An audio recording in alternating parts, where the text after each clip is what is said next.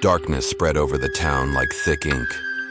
The moon, barely visible behind a layer of heavy clouds, cast a pale light on the narrow streets. The air smelled of wet earth and old wood, and the wind moaned softly among the ruins of the old mill. The air was cold, piercing, and carried the promise of a storm. Alice drove, gripping the steering wheel so tightly her knuckles turned white. It was late, and she should have been home by now. The road through the forest seemed narrower now, more claustrophobic, as if the surrounding trees were trying to swallow the light of the headlights. She felt tension tighten around her chest, as if an invisible force was trying to warn her of something she shouldn't see. The radio began to crackle, the speakers emitting a hum that gradually became something more like a whisper. The words were indistinct, but there was something hypnotic about them. Suddenly, the sound stopped completely. Alice reached for the knob, trying to tune in a station, but all she got in response was absolute silence. That was when she saw it. A figure standing by the road. A woman in a white dress, with long wet hair falling over her face, raised her hand as if begging for help. Her posture was unnaturally stiff and her dress looked soaked, as if she had just come out of deep water. Alice braked suddenly, her heart pounding in her chest. Everything in her screamed to keep going, but something about the woman drew her attention like a magnet. She couldn't turn her head. She rolled down the window. "Are you okay?" she asked, her voice trembling. The woman slowly raised her head. Her eyes were empty, black as the abyss. Her lips moved, but no sound escaped her lips. Alice felt a piercing cold. Then she heard a crack. Something hit the roof of her car. The screech of metal tore through the silence of the night, and she instinctively pressed the gas pedal. The car sped off, leaving the mysterious figure behind. Her heart was pounding. She glanced nervously in the mirror, but there was no one there. Maybe I imagined it, she thought, although she knew it was a lie. After a few minutes of nervous driving, she arrived at her house. With shaking hands, she pulled out her keys and went inside, slamming the door behind her. She leaned back against it, breathing heavily. "It's just tiredness," she tried to convince herself. The living room was dead silent. Everything was in its place, but something seemed off. The air had a strange density, as if someone had just left, leaving an invisible trail behind them. Shadows fell on the walls in a way that seemed unnatural.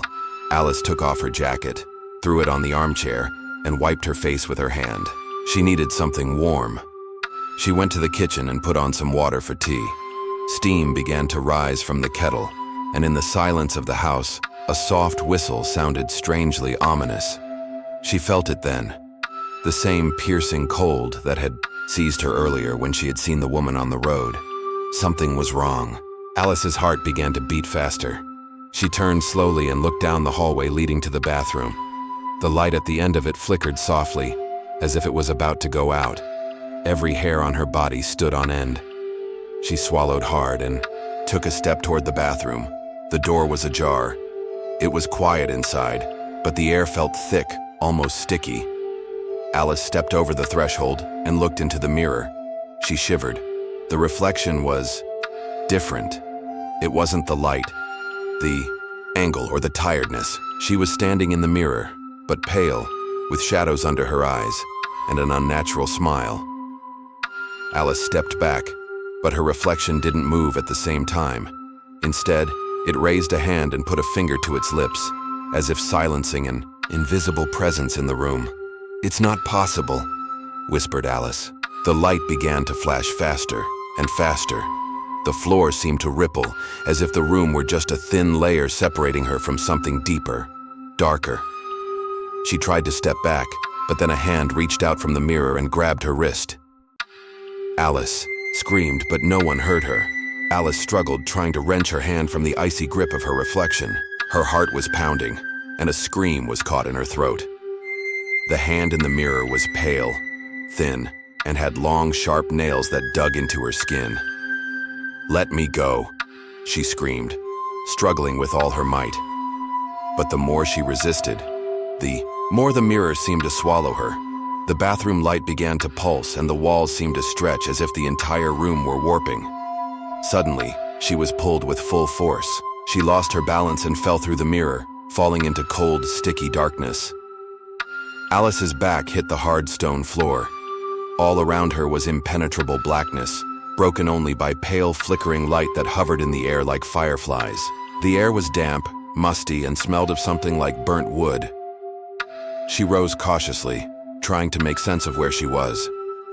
The walls around her were high and rugged, like the ruins of an old castle, though she couldn't tell if they had even been built by humans. You finally came. Alice turned abruptly. In the semi-darkness stood a woman in a white dress. Her face was clearer now, dead, still, with empty eyes that seemed to look straight at Alice, and yet, through her. Who are you? Alice gasped, taking a step back. I am you, and you are me. Alice shook her head, trying to break free from this nightmare. That's not true. The woman smiled, tilting her head to the side like a curious bird. And yet you are here. Alice looked around frantically, searching for a way out. In the distance, she saw a massive, rotten door with a symbol carved into it, a spiral winding into infinity. If you want to go back, you have to open it, the woman said, pointing to the door. Alice had no choice. She moved forward, though. Each step seemed heavier, as if something was trying to hold her in place. As Alice approached the door, she noticed that the spiral on its surface was pulsating gently, as if it had a rhythm of its own. The air around it seemed thicker, heavier. Whispers rang in her head, quiet, incomprehensible, as if voices from another world were trying to reach her. The woman in white stood still, watching her carefully. What will happen when I open it? Asked Alice, though she was afraid of the answer. You're crossing the line, the woman replied with a strange smile. Alice swallowed hard and placed her hand on the rotten wood. It was as cold as ice. As she pressed, the door gave out a long groan, as if it had not been opened for a long time. As it creaked open, the air around it suddenly became warm, and the darkness on the other side began to glow. She took a step forward. Alice was standing in her living room, but something was wrong. At first glance, everything looked familiar. The couch, the table, the pictures on the walls. But the atmosphere was different. The air was heavy, electrified, like before a storm. The lamplight cast long, unnatural shadows that seemed to move when she wasn't looking directly. Alice took a cautious step forward. The parquet floor creaked dully beneath her feet. There was a faint sound from the kitchen, like someone moving a chair. Her heart leapt into her throat. "Hello?" she asked in a trembling voice. Silence answered her. She moved cautiously toward the kitchen, each step seeming heavier. When she peered inside, she froze. She was sitting at the table. Her own face looked back at her with a blank, inhuman expression. The other Alice's skin was pale, almost waxen. Her eyes were dark, empty, without a trace of light. "You're back," her sibling said, tilting her head. Alice took a step back, her heart pounding wildly. It's impossible." "But you're still here," her other version replied. Suddenly, she felt something tighten around her wrist. She looked down. Her shadow moved on its own. Alice tried to pull away, but something invisible held her in place. Her own shadow, which should have been just a reflection, suddenly gained mass, strength. It tightened around her wrist like a cold, tarry rope. The other Alice still sat at the table, watching her with the same blank smile. "You shouldn't be here," she said, quietly. Alice tried to say something, but her throat seemed to tighten, as if the air in the room had become too thick. She felt the darkness around her ripple, move, breathe. What is this place?" she finally managed to say. The other Alice tilted her head, as if considering her answer. "This is your home, but not your world." Suddenly, she felt a tug. The shadow that had been gripping her arm began to pull her deeper into the floor. Alice screamed, trying to break free, but the more she struggled, the deeper she sank.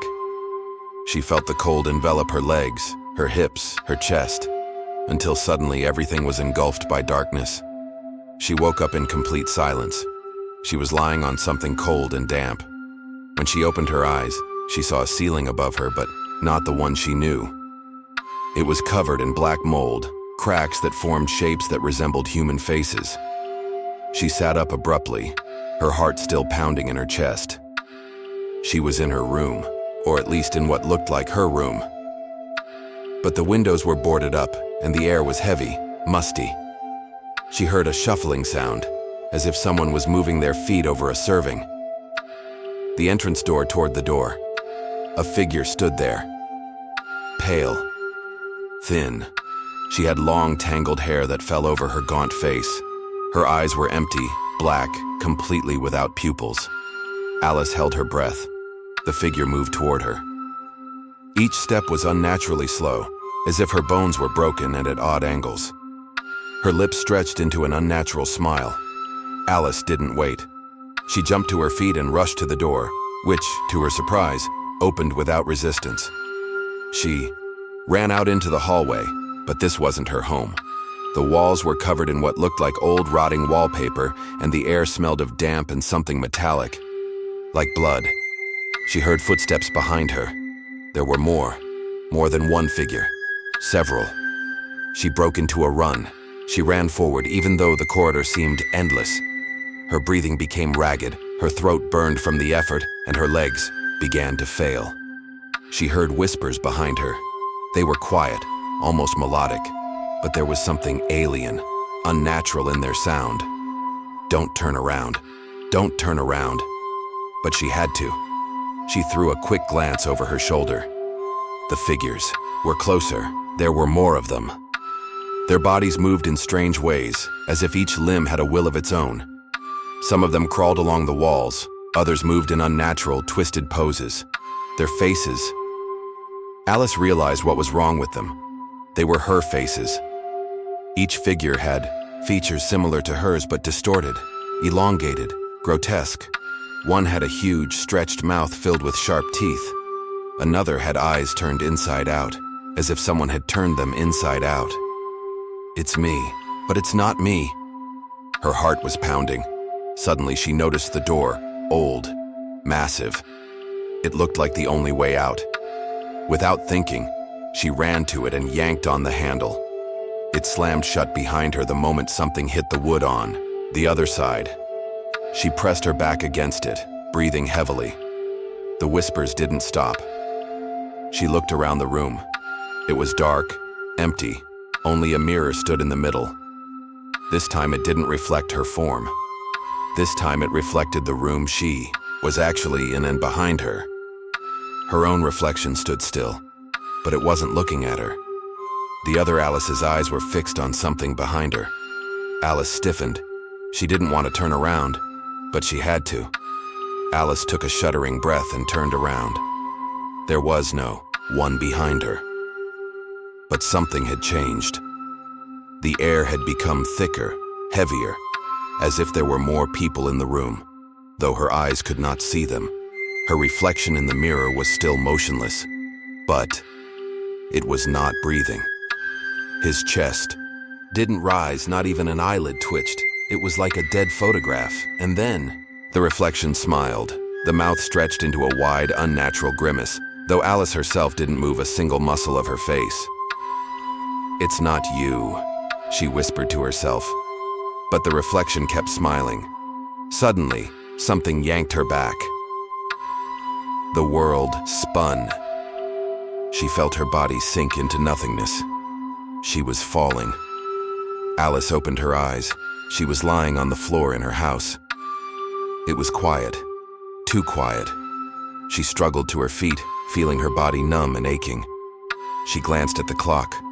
The hands weren't moving. Something was wrong. She raised her eyes and looked into the mirror. The reflection was there, but it wasn't her. The other Alice was looking at her with a cold, empty gaze. "This isn't your world anymore," she said. And then the reflection raised its hand and began to walk out of the mirror. Alice stumbled backward, tripping over her own feet. Her reflection emerged from the mirror like a shadow being pulled by force from another dimension. First came a hand, pale, unnaturally elongated. as if it were only a shadow of the real hand. Then a face appeared, familiar, yet alien. Alice wanted to scream, but no sound came from her throat. Her reflection stood before her. It was silent, motionless. And then, it smiled, and it took a step toward her. Alice ran away. The door to her room seemed infinitely far away now. Each step stretched, as if through thick, invisible honey. She felt as if time had slowed down. She felt something gliding right behind her, like cold air wrapped around her body. She reached for the handle, and then her reflection grabbed her arm. The world around her exploded. Darkness invaded her mind as if someone had turned off the light in reality. She felt herself falling. Her scream echoed in the void.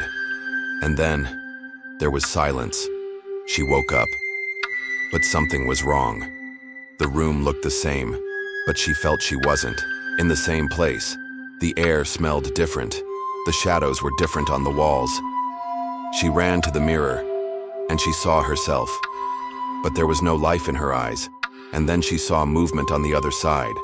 In her reflection, in the mirror room, the real Alice was standing behind the glass. She was hitting the glass. She was screaming, but she couldn't get out. And the one who was there just watched. And then, she smiled. Because now she was the real one. And Alice stayed on the other side. Forever.